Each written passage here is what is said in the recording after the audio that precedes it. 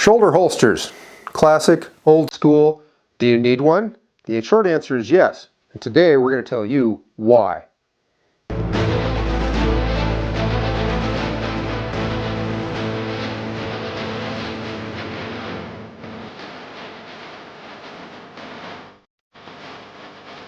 Hi everybody, welcome back to LocaCarnivore, the hunting, guns, and adventure channel for smart people. And you're smart because you're watching us. Like we said in the hook, we're talking today about shoulder holsters. I mean, these things are old school. Why would anybody want a shoulder holster anymore? I mean, this is what your grandfather wore, right? I mean, this is like, you know, Don Johnson in Miami Vice, which was in the 1980s. This is old school, old school Elliot Ness. Dirty Harry with his big shoulder holster and everything. They don't fit in today's carry environment, right? Well, you're wrong. And today we're going to explore why that is. Hey, remember, give us a big like, thumbs up. Don't forget to subscribe and ring that bell so you'll get notified of every video we're doing. Now, shoulder holsters have been around for quite a long time. They began to appear in the mid to 1800s. It was not uncommon for people on the western United States frontier to wear them. They typically, though, had a cross chest type strap arrangement like this reproduction, and albeit it's a poorly done imported knockoff of a GI, US issued GI shoulder holster that was commonly used during World War II and beyond that even.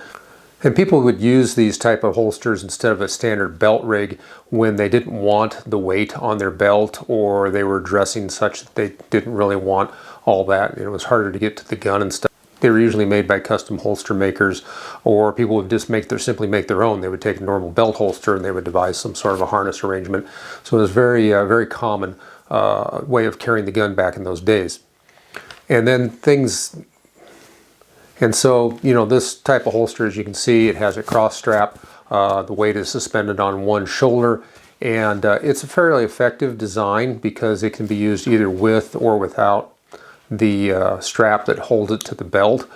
You can use it without a belt, so aviators use these a lot, tank crews, anybody that couldn't have anything on a lot of belt equipment so they could get in and out of like a tank hatch or out of an armored vehicle or in and out of an aircraft easily. So this was quite common for that. But as you can see, this isn't very conducive to concealment because unless you've got like a coat on and completely buttoned up to your neck, people are going to see this cross strap, and they'll probably also see a lot of the harnesses, a lot of the holster as well. So this wasn't the best setup necessarily for concealment. So after a while, by the time you get into roughly the early 1900s or so, and certainly by the 1920s, thereabouts, concealment type shoulder holsters became much more common. They're a very common way to carry a gun, especially the guns back in the day like this 1911 or the revolvers and everything. They were heavy guns, they were big guns, and there was a lot of weight on your belt, and they really didn't have a lot of inside the waistband type holsters. Although those started to appear actually about the same period of time. It wasn't unusual. Although it was rather unusual to carry the gun that way. Usually you'd have an outside belt holster and usually with a smaller gun. But if you wanted to carry a full-size weapon like this 1911, shoulder holster was really the way to do it because of the weight distribution. It didn't all sag on your belt. And as they thought about this a little more, they came up with ways to conceal the holster better. And I'm going to show you that in just a second. Hey, we need your support on getting this video out to everybody, so make sure you do share it. So by the 1920s, certainly the 1930s, the traditional, or what we think of traditional vertical shoulder holster, and it's called vertical because the gun is straight up and down as opposed to a horizontal holster. It's straight up and down, so it's a vertical shoulder holster. This came of age, and what made it a concealable proposition was you have the straps go around the back, usually crossing the back. Sometimes there would be just a strap come across under your arm and loop back around your back. Okay, we gave you a brief history and overview of shoulder holsters. Let's dive in a little more detail today. Right now we're going to talk about what's called a horizontal shoulder holster, and that's because, well, the gun sits horizontally. You can also cant them a little bit so that it's got a little up angle. More or less the gun rides parallel to the ground, i.e. horizontally. So what's the big advantage of a horizontal holster?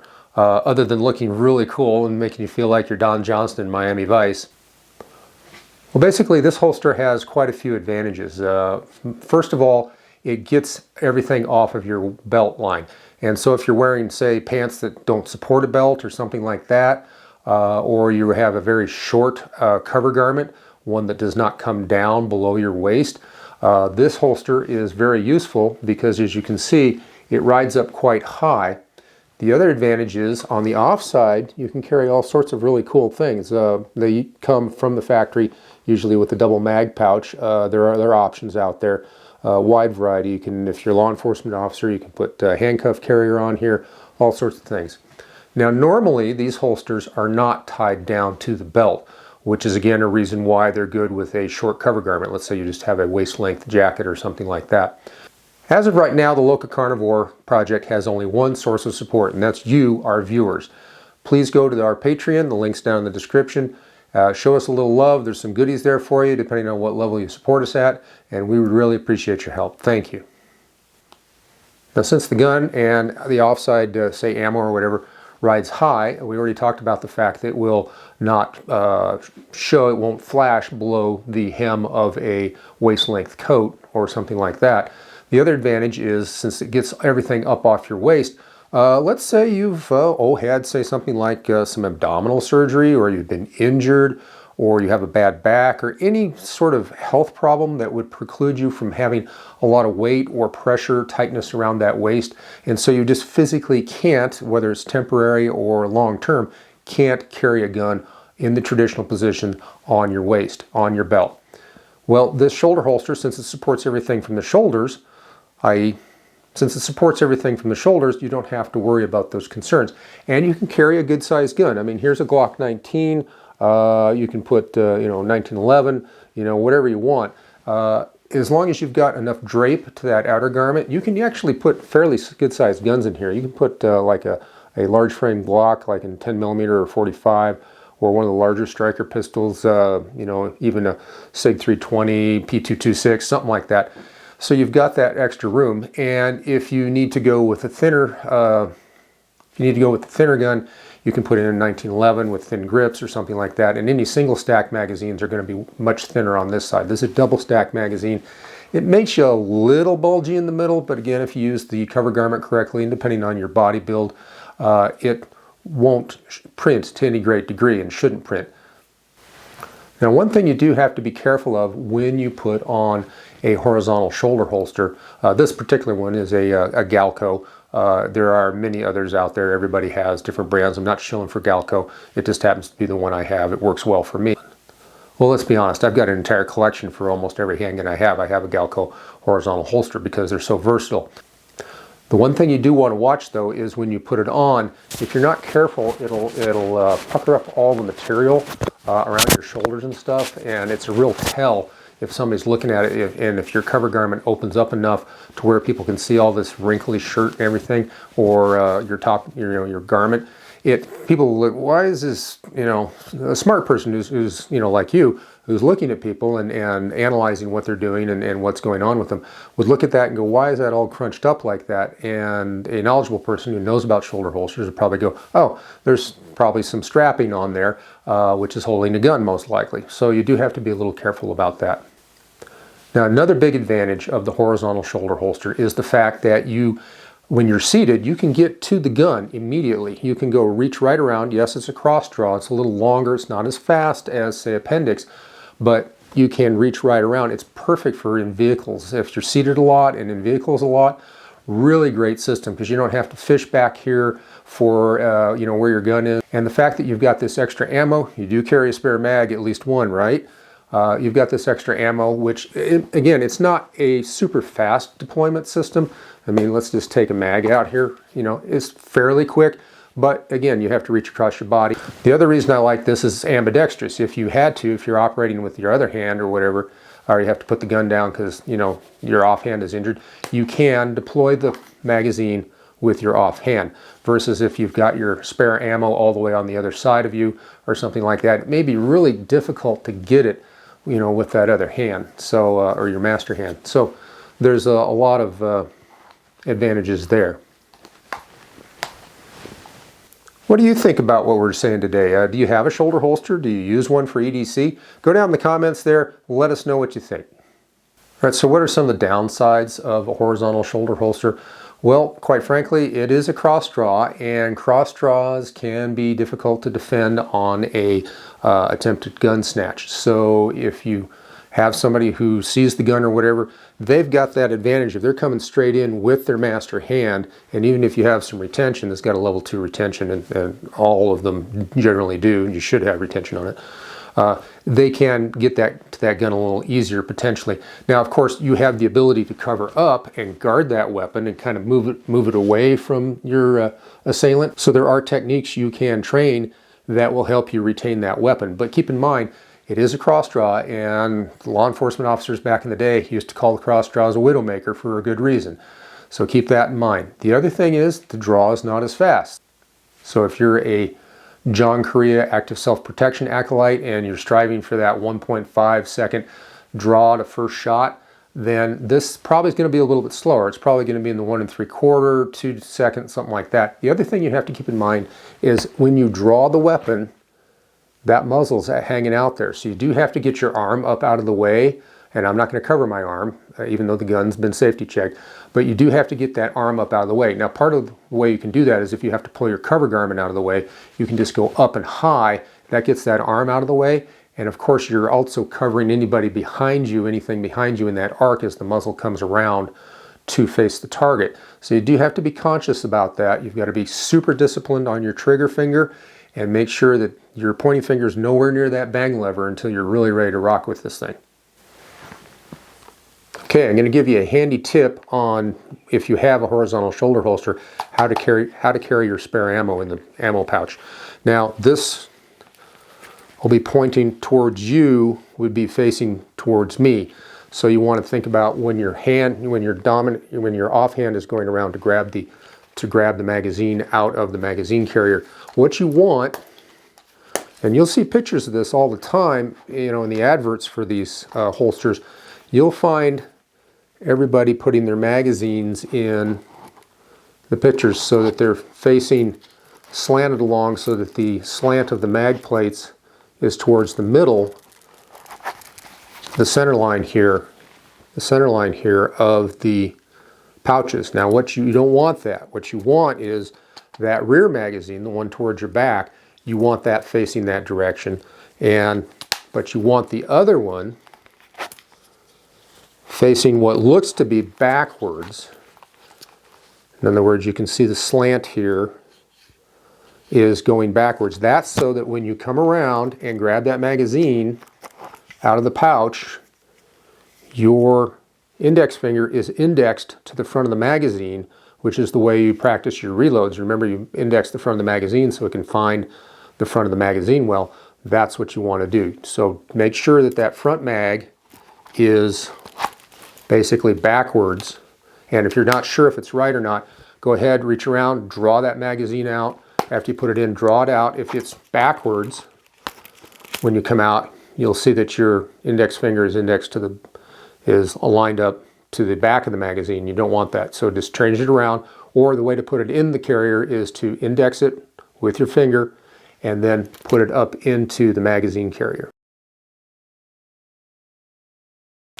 I've lost my head, but I've got to do that because unfortunately the studio here at the sprawling LocaCarnivore headquarters complex just isn't very accommodating. We have certain space limitations. But at any rate, what I want to do is give you a better view of the holster here. So I'm going to kind of try to tighten that shot up just a bit. As you can see, the holster is vertical, and this works great. And you can see that it has to be tied down on both sides to your belt, and the reason is that if it's not tied down on this side, the holster will just flap around. Plus, when you draw the gun, the holster might just kind of flap with the gun. It's difficult to draw. And then of course you need to tie it down on the other side, otherwise the holster will just sag out and pull over, and it won't look right at all. So what we want in a vertical shoulder holster is for it to be as tight against the body as possible without it sagging or flapping out. And this is a great way to carry a big gun. So this is a big advantage of vertical shoulder holsters. And for instance, now you'll have to forgive this holster. It's the only one of the few vertical shoulder holsters I own. It's an old Uncle Mike's design. It's basically for hiking and outdoor use and stuff. Yeah, you could carry it concealed, but the basic problem is it's got this rudimentary retention strap here and no spring tension in the holster to hold the gun. So you have to undo the safety strap. So it's a two-handed draw. You have to undo the safety strap and then you have to draw the weapon. So you can see how that's a little cumbersome and not very fluid. Like I said, this is a great way though to carry a large gun. This is a 4-inch Model 629 Smith & Wesson 44 Magnum. So any large frame revolver. These also work great for full-size 1911 government models because with the longer barrels, that 5-inch barrel, it goes into the holster easily and all that length is accommodated down your side. So as long as you've got a cover garment that the hem comes below the muzzle of the holster, you're in pretty good shape. The downsides from a concealment standpoint, obviously the grip of the gun is poking out along your chest, and depending on how your garments are cut, your cover garment, how voluminous it is, it can print quite easily through here.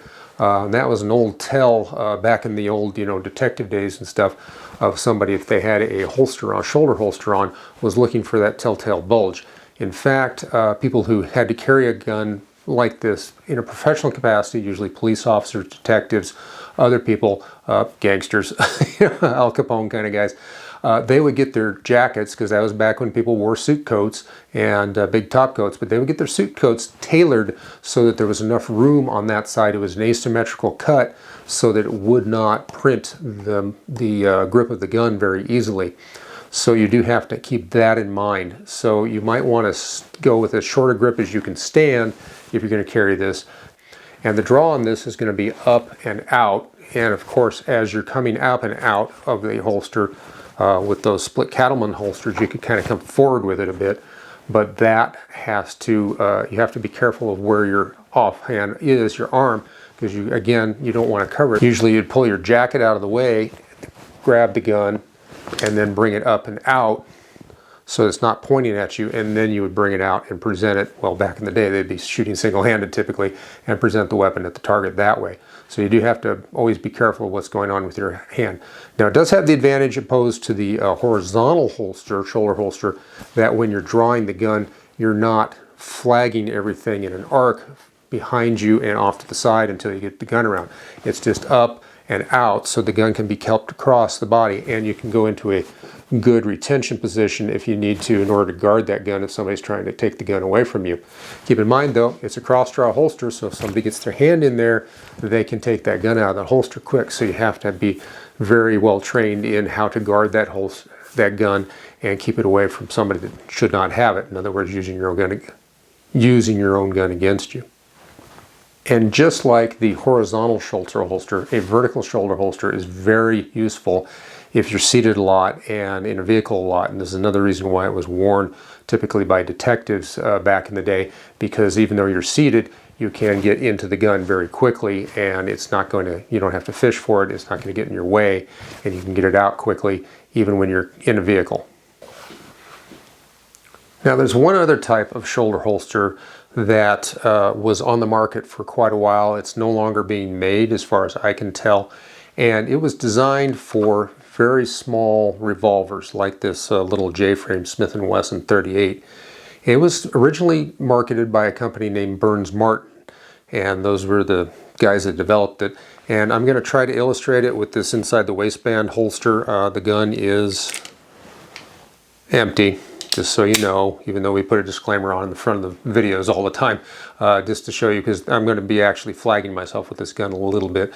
That was the downside of the holster, but it was also kind of brilliant in its own way. So if you can imagine that this holster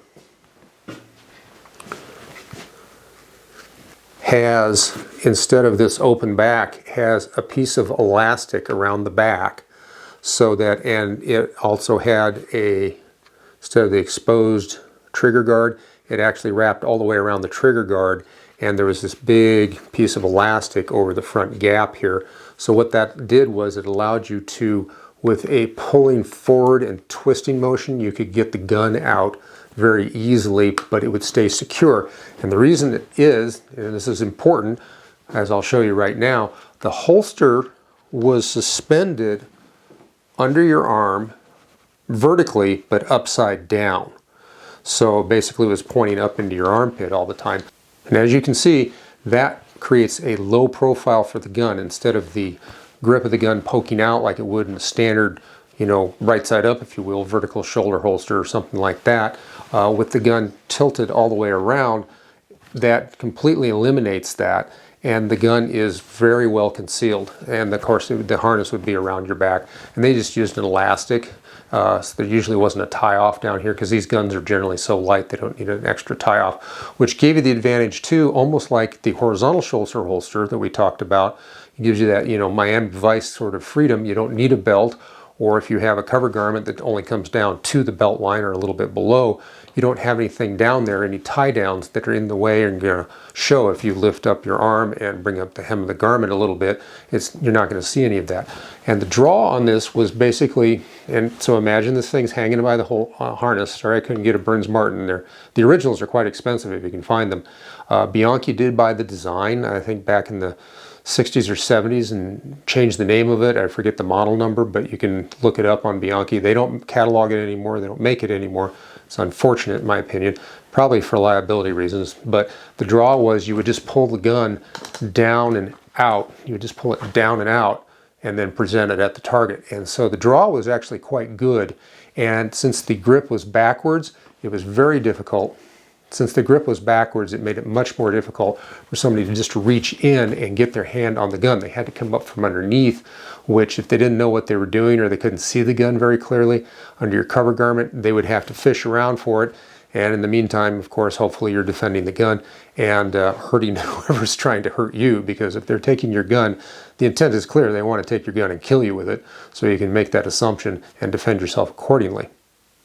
So that's the old Burns Martin holster, inverted vertical shoulder holster, and great design. The only problem is if you're like seated, it was a little awkward to get up and get on the gun, in my opinion. I've never tried one of these, but you just look at it, or if you can find some video out there of people using them, it's a little difficult to get your hand way up underneath there like that. But with a little bit of practice, of course, like anything, you can get to there. The other thing you can do is if you have a horizontal shoulder holster, I'm not going to put the thing back on, but you can, instead of having it directly horizontal, you can cant it a bit, so you have like about a 30 or 45 degree angle, and that greatly reduces any silhouetting, especially in printing, especially out the back of your cover garment. So, and you can still get to the gun, although you do have to kind of reach around and then up, so it's a little more awkward. Takes just a hair more time, but if concealability is important for you with the shoulder holster, you can do that with your horizontal shoulder holster. Hey, thank you for spending your valuable time here with us today at the LocaCarnivore. We, as always, appreciate it. We hope you got some useful information out of this video. And remember, the ultimate act of resistance is insisting upon facts.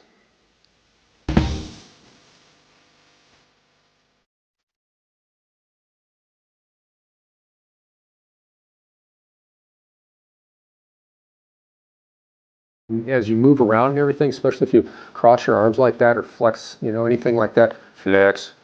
I know it, flex.